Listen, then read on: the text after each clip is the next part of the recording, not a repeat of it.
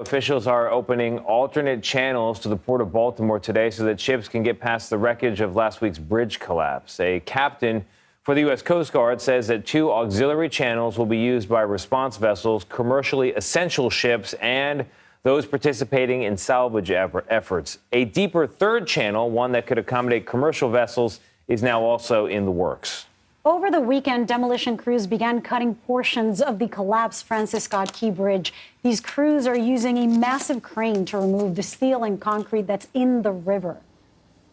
This is going to be a very complex process. There are even now forces acting on that steel, so it takes a lot to make sure that it can be dismantled safely, to make sure that the vessel stays where it is supposed to be and doesn't swing out into the channel. But it has to be done because that is the only way to get into most of the Port of Baltimore. And of course, it's important not just to the people and the workers of Baltimore, but to our national supply chains to get that port back up and running as quickly as possible. CBS News Homeland Security and Justice reporter Nicole Sganga is near the collapse site in Baltimore, where she has remained reporting over days. Nicole, what else can you tell us about these temporary channels that seem to be opening today? Yeah, Lilia, the U.S. Coast Guard told CBS News they're currently marking 2 auxiliary channels, one along the northeast side of the waterway and one along the south. And these are going to help speed up some of these salvage efforts. They'll also be available for some of those commercially essential and smaller vessels that are moving through the waterways. We should note that the U.S. Coast Guard Captain David O'Connell told us that 80 to 90% of the debris is underwater, a lot of mangled mess to get to before that third channel that you mentioned is opened up to some more commercial traffic. But take a listen to what he had to say. There is an area that is north of the main channel, which was unaffected by any bridge falling. So that's not where the bridge fell.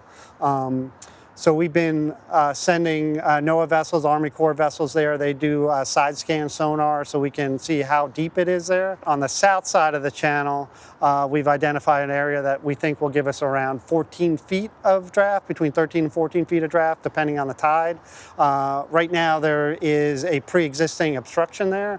We're working with Salvage to pull that out of the water tomorrow. We will also be marking that with aids to navigation tomorrow. And hopefully by the end of the day, we will have 2 auxiliary channels open.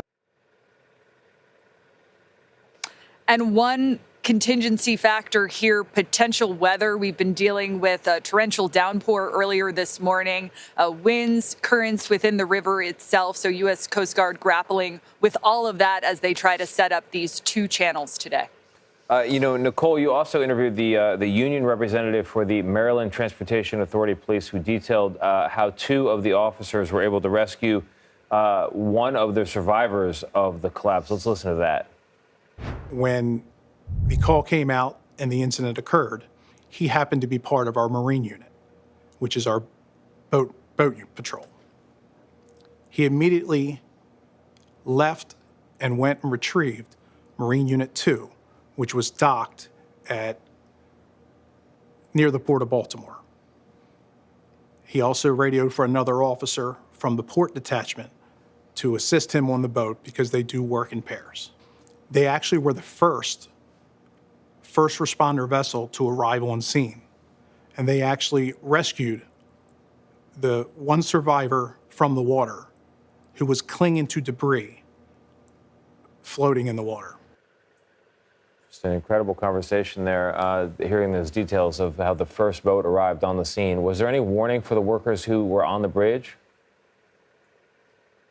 Yeah, well, the MDTA union rep told us that basically officers were stationed at either end of the bridge. They were waiting on backup to arrive for them to be able to then rush out to the scene where construction workers were stationed onto the bridge. Before that backup arrived, the bridge collapsed. But they also told us that when the bridge collapsed, there were roughly 25 to 30 vehicles, so as many as 60 total on both sides of the bridge. Obviously, countless lives there. There is an ongoing investigation, of course, into exactly what went down with law enforcement. There's dash cam video that's going to be looked into. But just really remarkable stories of these heroic efforts by first responders and police on that day. Nicole Sganga, thank you for your incredible reporting and answering every question we've had so far. Thank you.